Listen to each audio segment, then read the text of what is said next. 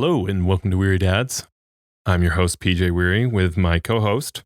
Dad, this is my joy and my opportunity to share with you that today's broadcast is not brought to you by GoPro, although we used two GoPros and wish that GoPro would get behind us, and then thus we wouldn't have to buy GoPros. They would give them to us. But GoPro, thank you for the quality of It's a quality product. It is a quality product, and we're using it. Now, we have thought about having helmet cams. We've never talked about that. But I mean, the GoPro is what you use, though, with a mini selfie stick. For I'm just trying to think how that would work with a podcast.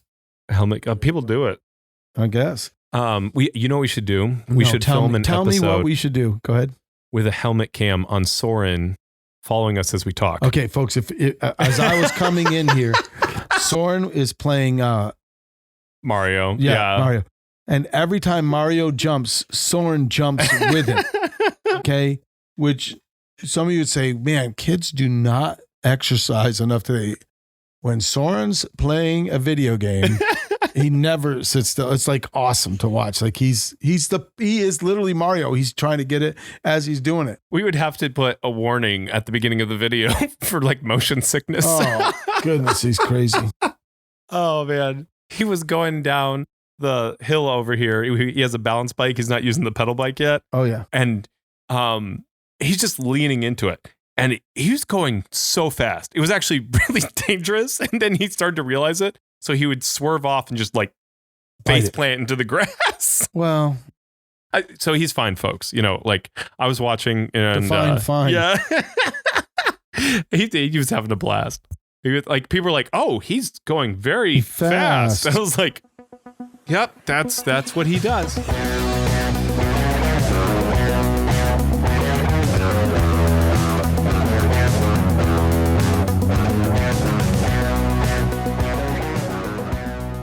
So this is the final part of our series on the advice from John Wooden's father to John Wooden. Yep. What was his dad's name? Mr. Wooden. That's fair. All right. So the I should know. I've read so many books on John Wooden. I've never. Yeah, I just read. Yeah. Previous parts. Yes. The first part we talked about: be true to yourself and help others. Those were the first two principles. Then we talked about make each day your masterpiece, drink deeply of good books, especially the Bible. That was the second part. And then the last episode we did was make friendship a fine art and build a shelter against a rainy day. And so this last one is one principle, and I can see how they connect, but I do feel like it's really two principles. It's part of the reason why we're doing this as its own episode. Pray for guidance and count and give thanks for your blessings every day. Okay, first of all, I looked it up. It's Joshua Wooden. The dad's name was Joshua Wooden, which I think is interesting. And those two, known as Joshy to his friends, but I doubt it. All right, so those two principles are really interesting. And I don't want to go straight hokey here, but the more I grow in my faith as someone that's now been a believer over 40 years, prayer is an attitude. And Thanksgiving is obviously showing gratitude. So there's easy way to remember this is an attitude thing and a gratitude thing. And that sounds really like I should write a kid's song about it. There is kid sorry, bro. Attitude, gratitude. I remember that. But I say that. Attitude, gratitude. Yeah, I remember that. But what I really want to get across to our listeners is not to listen to that song, but instead understand that prayer is a recognition that God is sovereign and we are not in control. And I think that's a huge thing. You're saying, listen, because prayer is not about asking God for things. Prayer is a uniting your heart and mind with God's will. And God's will does not always mean it's what we want to do, or it's clearly not always our will. And we just got done the previous episode, and I was thinking of this. I love that people think they have control. That is one of the biggest figments of our imagination. We have zero control because at any point, things can change as quickly as a rare disease, rare. It's not bacteria. What was this virus? Yeah, like COVID. Yeah. It changed our country for it's tiny. Well, I mean, even if, let's say that it kind of comes and goes, and it seems like less people are wearing masks. The vaccine debate's kind of going away. Everyone's just kind of grumpy about it, except for Major League Baseball. Okay. Didn't know that. Like, they probably can't play in Toronto unless you're vaccinated. So, right. Yeah. My point is that it might become a historical thing, but what it's set in motion, I definitely accelerated the digital side of things. I mean, when you look at, and it's changed the workforce. Like, I mean, when you talk about how many people have all of a sudden woke up one day and like, my job doesn't care about me, and they went and found a different job. It's the change in the workforce is crazy right now. And all because of that they don't have control. So, go ahead. And people moving to other parts of the country. For sure. But the point that Wooden was making to his son is be in prayer, because you're under the auspices of a sovereign God. He reigns. Yes. And let me connect that to the build a shelter against a rainy day. You build reasonably for common eventualities, but you can't build against a shelter against all eventualities. No, right. You could build a concrete bunker that could withstand a flood. Let's say, you know what I mean? Like, people built things for like nuclear war and stuff like that, right? But it's really expensive, and they didn't end up using it.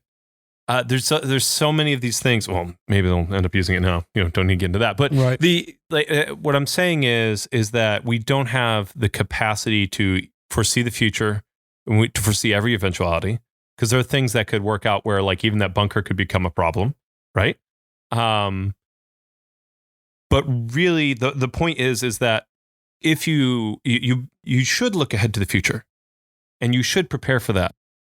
But if that is all consuming, then you're going to you're going to lose. Right. You can't prepare for every eventuality. Right. And you have to be where you are. So you're already looking so far in the future. You're not enjoying or investing where you're at. And so here he is saying to his son, rest in God, rest in the sovereign God, communicate with God, let him lead you. And I think where these two things combine, and I like, there's that attitude portion of it, and I have something about, in both cases, you pray to change yourself, you give thanks to change yourself, and that's part of it. I'm a little leery of saying that, because there are people who will talk about prayer purely in therapeutic terms. I think that's a secondary thing about the main thing. The main thing. Not that the prayer doesn't do that and giving thanks doesn't do that, but the main thing that links prayer and giving thanks is that they both matter because God listens. Yes, and he is glorified when you give him praise. Yeah, because when you're giving him gratitude, you're giving him thanks. And thus gratitude. You are praising him for who he is, what he's done, and what he will do, no matter what that may be. And thus you can have confidence in the God who reigns. Yeah. You don't reign. I see this with leaders, especially coaches, businessmen. They build a mini kingdom and they think it's going to come, but there's only one kingdom. And then we become self-sovereign, and that is the biggest joke in the world, because there's only one that is sovereign. There's God sovereign. You can't reign. You just can't. Yeah. And so I think he's saying to his son, and I think he's saying it to me, thus to you. Give me praise. Give me thanks for all, because every good and every perfect gift cometh from above, which counts for both, and God is faithful to give wisdom to those who ask for it, right? Which is the prayer for guidance. If any man lacks wisdom, let him ask of God, who giveth to all men liberally. Yes, that is exceedingly abundantly above he can ask or think. Absolutely, and that definitely is how both of those are connected, right? Like that in both cases, what matters is your communication with God, and that is where the change happens, because you're communing with God, not because you're like, well, whether God's there or not, this prayer is going to change my spirit. People God talk is like there. that. I mean, I get that, what you're saying. So, I mean, and I'm just saying that I want to be clear, that's not what we're talking about, right? Like prayer is powerful because God listens and God acts. I always used to say this, and you get it. So between perplexity and peace is prayer.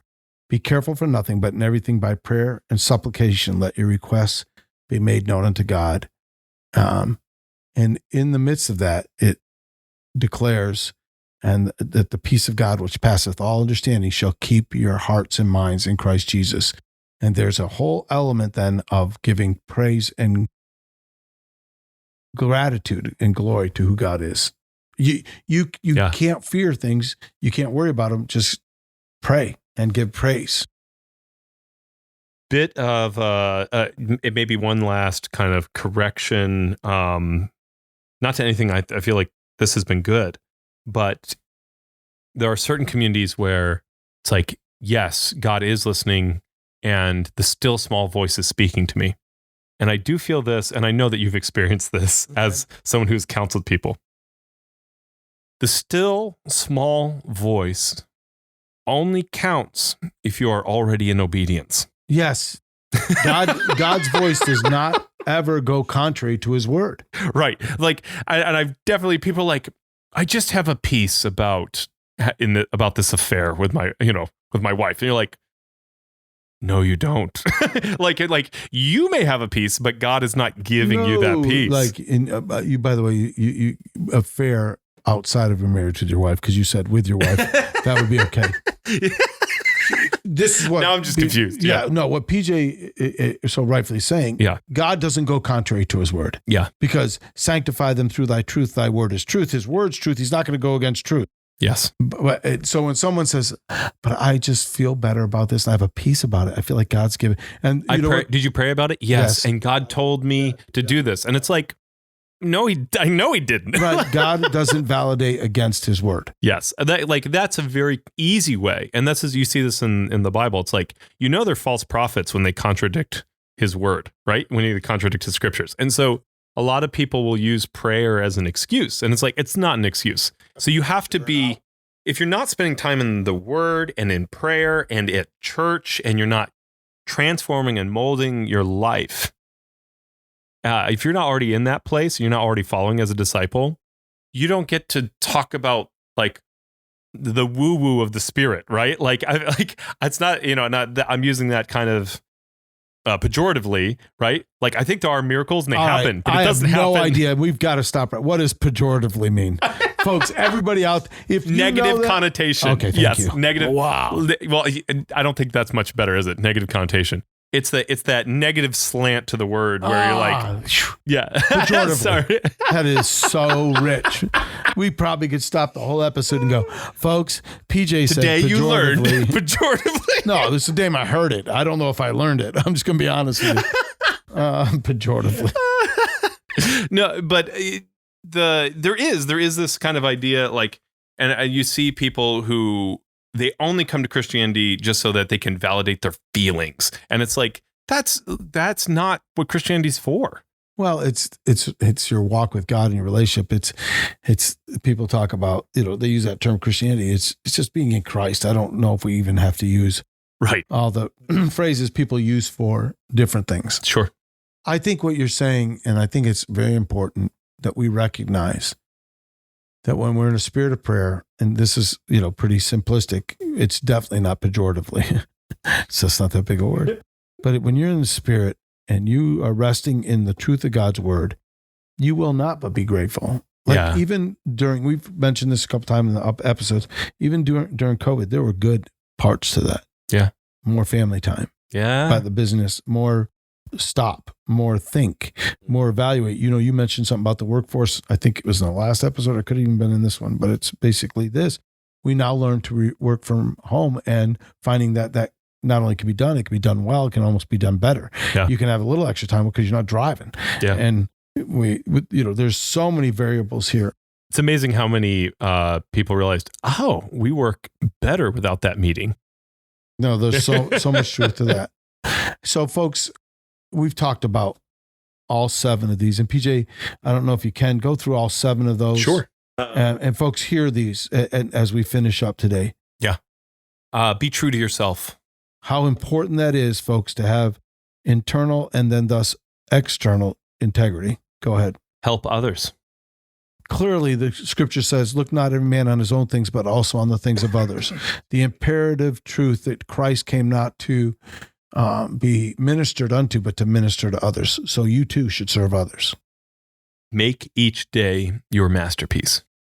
Clearly in Psalm 90, verse 12, and by the way, we haven't even practiced this. This is just off, and I want to say off the cuff, this is just beautiful to me. So teach us to number our days. That's what David said, because every day matters. Make it a masterpiece. Drink deeply of good books, especially the Bible. Okay. Clearly, Christ is facing temptation, and he says, as it is written, as it is written, as it is written. 3 times he says that in Matthew chapter 4. And then also, David gives the command was brought to Josiah to go back to the word. Very important to drink deeply from good books and to be in the word. And I love that you said that, even that mention of Christ, because it's not just that you drink of good books, you drink deeply, because like literally when Christ was being tempted, he's being tempted with the word. So he couldn't just give a flat answer. He had to have drunk deeply. Good. Make friendship a fine art. So we went through, as we did that, all through the Proverbs where it talks about the importance of the companions of fools shall not be destroyed. There's that adage. This is not the scriptural, but there's a principle there. Birds of a feather flock together. There is a scriptural like connotation there. And then just the importance of fellowship and impact community. Build a shelter against a rainy day. All throughout the scriptures, we are told and talked about there's a cleft in the rock, and that is Christ. You better have this relationship with Christ where you can go and find shelter. And there are so many principles about what you sow, you will reap. Make sure you are sowing and reaping. Go to the ant, you sluggard. And the last one? Pray for guidance and count and give thanks for your blessings every day. All right. So I go right away to Philippians, as I said, chapter 4, verses 6-8. Don't be careful for anything, but in everything by prayer and supplication. With thanksgiving, let your requests be made known to God. And then later on, I think it's chapter 4, I think it's verse 12, but I'm not sure. It could be 11. In whatever state you're in, therewith to be content, be grateful, be solidified. All these principles taken from God's word, all given by a dad to a son because he loved him enough to mentor him so that he would have maturity in Christ so he could handle each day and make it a masterpiece. I love this whole process that we've done here. Probably helped me as much as anybody. What's something that you're thankful for today? Oh, great question. Previously we were talking about this, but a home where I can come up, and folks, you don't know this as I was coming up. Finn was doing schoolwork with my daughter-in-law, and Finn had just hit his head an hour ago, by the way, on the corner, and he was, kind of hurt, and I tried to joke him through it, and that borderline worked, but really didn't. But you could tell it really hurt. Yeah. Right. And so, but he's okay with it, and he is laughing with his mom doing his schoolwork. And I get to see that. I get to see, and then as we previously mentioned, I get to see Soren as we're trying to do a podcast. So we, allow him to do something that will entertain him a bit, but he's not entertaining. He's part of the game. And then as I'm saying all that, my wife is 4 doors down helping my mom with dementia. There's so much to be grateful for that we have that blessing to encourage one another, love one another, and to serve one another. If we are able to help you take another step on your spiritual journey, please like, share, and subscribe so that someone else can too. Folks, just like it. Just share it. Just subscribe. We love the opportunity to impact you. Prayerfully we can. Wehry Dads, Manhood, Mentoring, and Maturity. A Candid Goat production. There you Thanks go. All. Be blessed. Right. Love you, Dad. Love you too.